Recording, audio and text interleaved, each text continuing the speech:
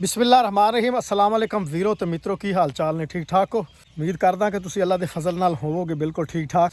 ਅੱਜ ਮੈਂ ਦੋਸਤੋ ਸੋਚਿਆ ਬਈ ਜਿਹੜਾ ਹੈ ਨਾ ਤੁਹਾਨੂੰ ਦਿਹਾਤੀ ਮਾਹੌਲ ਦਿਖਾਇਆ ਜਾਵੇ, ਜਿਹੜੇ ਯਾਨੀ ਦਿਹਾਤ ਦੇ ਵਿੱਚ ਫਸਲਾਂ ਕਾਸ਼ਤ ਹੁੰਦੀਆਂ ਨੇ ਔਰ ਇਸ ਵਕਤ ਜਿਹੜੀ ਹੈ ਐਵੇਂ ਬਰੀਕ ਬਰੀਕ ਜਿਹੀ ਬਾਰਿਸ਼ ਵੀ ਆ ਰਹੀ ਹੈ ਜਿਹਨੂੰ ਫੁਹਾਰ ਕਹਿੰਦੇ ਨੇ ਪੈ ਰਹੀ ਹੈ। ਬੜਾ ਪਿਆਰਾ ਸੁਹਾਨਾ ਮੌਸਮ ਹੈ ਤੇ ਮੈਂ ਕਿਹਾ ਕਿਉਂ ਨਾ ਫਸਲਾਂ ਵਿਜ਼ਿਟ ਕਰਾਈਆਂ ਜਾਣ।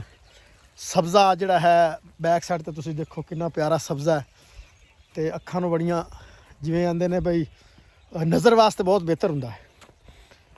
ਤੇ ਦਿਹਾਤ ਦਾ ਮਾਹੌਲ ਬੜਾ ਖੂਬਸੂਰਤ ਮਾਹੌਲ ਹੁੰਦਾ ਹੈ। ਸ਼ਹਿਰ ਦੇ ਵਿੱਚ ਤੁਹਾਨੂੰ ਪਤਾ ਹੀ ਹੈ ਕਿ ਬੰਦੇ ਕੋਲ ਟਾਈਮ ਹੀ ਨਹੀਂ ਹੁੰਦਾ ਤੇ ਦਿਹਾਤ ਦੇ ਵਿੱਚ ਜਦੋਂ ਅਸੀਂ ਬਾਹਰ ਨਿਕਲਦੇ ਹਾਂ ਇੰਜੋਏ ਕਰਨ ਵਾਸਤੇ ਬੜਾ ਮਜ਼ਾ ਆਉਂਦਾ ਹੈ। ਔਰ ਫਿਰ ਬੱਦਲ ਵੀ ਬਣੇ ਆ ਦੇਖੋ ਤੁਸੀਂ, ਤੇ ਥੋੜੀ ਥੋੜੀ ਫੁਹਾਰ ਪੈ ਰਹੀ ਹੋਵੇ ਔਰ ਫਿਰ ਬੰਦਾ ਨਿਕਲੇ ਬਾਹਰ, ਉਹਦਾ ਤੇ ਆਪਣਾ ਹੀ ਮਜ਼ਾ ਹੈ। ਮੈਂ ਕਿ ਕਿਉਂ ਨਾ ਦੋਸਤਾਂ ਨਾਲ, ਕਿਉਂਕਿ ਗੱਪਸ਼ਪ ਹੋਈ ਨਹੀਂ ਕਾਫੀ ਦਿਨ ਹੋ ਗਏ ਨੇ ਤੇ ਉਹਨਾਂ ਦਾ ਹਾਲ ਹਵਾਲ ਹੀ ਵੰਡੀਏ। ਤੁਸੀਂ ਸੁਣਾਓ ਕਿਵੇਂ, ਠੀਕ ਠਾਕ ਹੋ? ਤੁਸੀਂ ਕਮੈਂਟ ਕਰਕੇ ਦੱਸਣਾ ਕਿ ਤੁਹਾਡੇ ਇਲਾਕੇ 'ਚ ਮੌਸਮ ਦੀ ਕੀ ਸੂਰਤ ਹਾਲ ਹੈ ਤੇ ਤੁਹਾਡੇ ਵੱਲ ਵੀ ਕੋਈ ਬਾਰਿਸ਼ ਬੁਰਿਸ਼ ਆਈ ਹੈ ਕਿ ਨਹੀਂ, ਕਿਉਂਕਿ ਕਾਫੀ ਅਰਸਾ ਤੋਂ ਜਿਹੜੀ ਹੈ ਖੁਸ਼ਕ ਸਰਦੀ ਪੈ ਰਹੀ ਸੀ ਤੇ ਲੋਕ ਬਿਮਾਰ ਵੀ ਹੋ ਰਹੇ ਸੀ, ਹੱਤਾ ਕਿ ਜਾਨਵਰ ਹੀ ਕਾਫੀ ਬਿਮਾਰ ਹੋਏ ਔਰ ख़ास तौर ਤੇ ਜਿਹੜੇ ਬੱਚੇ ਛੋਟੇ ਸੀ ਉਹਨਾਂ ਨੂੰ ਨਜ਼ਲਾ ਜ਼ੁਕਾਮ ਬੁਖਾਰ ਉਹ ਬੜੀ ਸ਼ਿਕਾਇਤ ਰਹੀ। ਡਾਕਟਰਾਂ ਦੀਆਂ ਮੌਜਾਂ ਲੱਗੀਆਂ ਰਹੀਆਂ।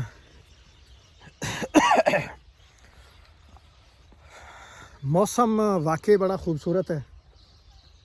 ਦੇਖੋ ਤੁਸੀਂ ਮੇਰੀ ਬੈਕ ਸਾਈਡ ਤੇ ਬਿਲਕੁਲ ਸਬਜ਼ਾ ਔਰ ਐਸਾ ਮਾਹੌਲ ਦਿਹਾਤ ਦਾ ਬੜਾ ਮਜ਼ਾ ਆਉਂਦਾ ਹੈ ਇਸ ਮੌਸਮ ਦੇ ਵਿੱਚ ਜਦੋਂ ਬੰਦਾ ਬਾਹਰ ਨਿਕਲੇ ਤੇ ਧੀਮੀ ਧੀਮੀ ਆਵਾਜ਼ ਪਰੰਦਿਆਂ ਦੀ ਆ ਰਹੀ ਹੋਵੇ ਤੇ ਪਰੰਦੇ ਵੀ ਇੰਜੋਏ ਕਰ ਰਹੇ ਹੋਣ ਕੁਦਰਤ ਦੇ ਜਿਹੜੇ ਨਜ਼ਾਰੇ ਉਹਨਾਂ ਨੂੰ ਯਾਦ ਕਰਕੇ ਤੇ ਅੱਲਾ ਨੂੰ ਯਾਦ ਕਰ ਰਹੇ ਹੋਣ। ਬਾਕੀ ਤੁਹਾਡੇ ਨਾਲ ਅਗਰ ਮੈਂ ਕੋਈ ਗੱਪਾਂ ਗੱਲਾਂ ਸ਼ੇਅਰ ਕਰਾਂ, ਤੁਹਾਨੂੰ ਪਤਾ ਵੀ ਇਲੈਕਸ਼ਨ ਜਿਹੜਾ ਹੈ ਉਹਦੀ ਗਹਿਮਾ ਗਹਿਮੀ ਹੈ। ਹਰ ਪਾਰਟੀ ਜਿਹੜੀ ਆ ਰਹੀ ਹੈ ਵੋਟ ਮੰਗਣ ਵਾਸਤੇ ਔਰ ਲੋਕਾਂ ਨੇ ਕੀ ਇੱਕ ਟ੍ਰਿਕ ਲਾਇਆ ਵੀ ਮਤਲਬ ਕੋਈ ਪਿਆਲੇ ਵਾਲਾ ਆਉਂਦਾ ਤੇ ਉਹਨੂੰ ਕਹਿੰਦੇ ਨੇ ਬਾਦਸ਼ਾਹ ਅਸੀਂ ਤੇਰੇ ਨਾਲ ਜੀ ਆਇਆਂ ਨੂੰ ਵੈਲਕਮ ਕਰਨੇ ਆ, ਅਸੀਂ ਤਾਂ ਜਨਾਬ ਤੁਹਾਡੇ ਨਾਲ ਹੀ ਆ। ਅਗਰ ਕੋਈ ਮਤਲਬ ਨੂਨ ਲੀਗ ਦਾ ਆਉਂਦਾ ਸ਼ੇਰ ਵਾਲਾ ਉਹਨੂੰ ਕਹਿੰਦੇ ਬਾਦਸ਼ਾਹ ਅਸੀਂ ਤਾਂ ਸ਼ੇਰ ਦੇ ਨਾਲ ਆ।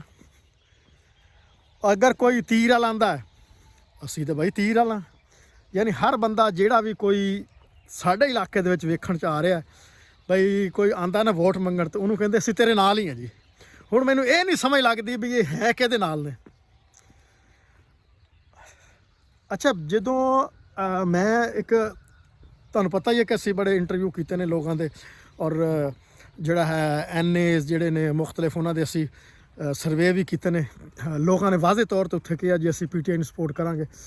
ਲੇਕਿਨ ਅਗਰ ਅਸੀਂ ਹੁਣ ਕਿਸੇ ਜਲਸੇ ਦੇ ਵਿੱਚ ਜਾਂਦੇ ਹਾਂ ਉੱਥੇ ਪੁੱਛਦੇ ਹਾਂ ਵੀ ਹਾਂਜੀ ਨੂਨ ਲੀਗ ਦੇ ਜਲਸੇ ਦੇ ਵਿੱਚ ਮੌਜੂਦ, ਜਿਵੇਂ ਕਿ ਖਾਨੇਵਾਲ ਦਾ ਜਲਸਾ ਸੀ, ਉੱਥੇ ਅਸੀਂ ਪੁੱਛਿਆ ਆਵਾਮ ਨੂੰ, ਉਹਨਾਂ ਨੇ ਕਿਹਾ ਜੀ ਅਸੀਂ ਤਾਂ PTI ਨਾਲ। ਬਲਕਿ ਇੱਥੋਂ ਤੱਕ ਕਿ ਮਰੀਮ ਨਵਾਜ਼ ਸਾਹਿਬਾ ਖਿਤਾਬ ਕਰ ਰਹੀਆਂ ਸੀ ਤੇ ਉਹਨਾਂ ਦੇ ਖਿਤਾਬ ਦੇ ਦੌਰਾਨ ਵੀ ਲੋਕਾਂ ਨੇ ਕਾਫੀ ਨਾਅਰੇ ਲਾਏ। ਤੇ ਅੱਜ ਕੱਲ੍ਹ ਵੀ ਜਿਹੜੇ ਹੈ ਜਲਸੇ ਦੇ ਵਿੱਚ ਲੋਕ ਮੌਜੂਦ ਹੋਣ ਉੱਥੇ ਵੀ ਉਹਨਾਂ ਕੋਲ ਪੁੱਛੀਏ ਨਾ ਵੀ ਹਾਂਜੀ ਕਿਹਨੂੰ ਵੋਟ ਦੇਣਾ ਤੇ ਚੁੱਪ ਕਰਕੇ ਥਰਾ ਕਹਿੰਦੇ ਕੰਨ ਮੇਰੇ ਨੇੜੇ ਕਰ। ਕੰਨ ਜਦੋਂ ਨੇੜੇ ਕਰਨੇ ਆ ਤੇ ਦੱਸਦੇ ਆ ਜੀ ਅਸੀਂ ਤੇ ਵੋਟ ਦੇਣਾ ਵਾ PTI ਨੂੰ। ਹੁਣ ਇਸ ਇਲਾਕੇ ਦੇ ਵਿੱਚ ਸਾਡੇ ਇਲਾਕੇ ਦੇ PTI ਦਾ ਬੰਦਾ ਹੀ ਕੋਈ ਨਹੀਂ। PTI ਦਾ ਇੱਕ ਹੈ ਸੀ ਲੇਕਿਨ ਉਹਨੂੰ ਵੀ ਜਿਹੜਾ ਹੈ ਔਰ ਉਹਦਾ ਰਿਜੈਕਟ ਕਰ ਦਿੱਤਾ ਗਿਆ ਉਹਨੂੰ। ਉਸ ਤੋਂ ਬਾਅਦ ਫਿਰ ਉਹਨੇ ਅਪੀਲ ਕੀਤੀ, ਉਹ ਅੱਲਾ ਕੀਤਾ ਬਹਾਲ ਹੋ ਗਿਆ, ਕਿਉਂਕਿ ਹਰ ਕਿਸੇ ਨੂੰ ਆਪਣੀ ਕਿਸਮਤ ਅਜ਼ਮਾਉਣੀ ਚਾਹੀਦੀ ਹੈ, ਉਹਨੂੰ ਵੀ ਮੌਕਾ ਮਿਲਣਾ ਚਾਹੀਦਾ ਸੀ।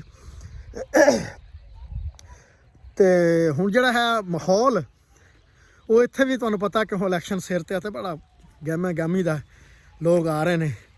ਦੇਖੋ ਹੁਣ ਜਿੱਤ ਜਿਹੜੀ ਹੈ ਕਿਹਦੇ ਨਸੀਬਾਂ 'ਚ ਹੁੰਦੀ ਹੈ। ਤੇ ਮੇਰਾ ਖਿਆਲ ਹੈ ਕਿ ਤੁਹਾਡੇ ਨਾਲ ਕਾਫੀ ਗੱਪਸ਼ਪ ਹੋ ਗਈ ਹੈ, ਵੀਡੀਓ ਵੀ ਲੰਬੀ ਹੋ ਰਹੀ ਹੈ ਤੇ ਮਗਰਬ ਦਾ ਟਾਈਮ ਵੀ ਹੋਣ ਵਾਲਾ ਤੇ ਬਾਰਿਸ਼ ਵੀ ਥੋੜ੍ਹੀ ਥੋੜ੍ਹੀ ਪੈ ਰਹੀ ਹੈ ਤੇ ਇਹਦੇ ਨਾਲ ਹੀ ਮੇਰਾ ਖਿਆਲ ਹੈ ਕਿ ਮੈਨੂੰ ਦੀ ਇਜਾਜ਼ਤ। ਮਿਲਦੇ ਹਾਂ ਫਿਰ ਅਗਲੀ ਵੀਡੀਓ। ਅੱਲਾ ਹਾਫਿਜ਼।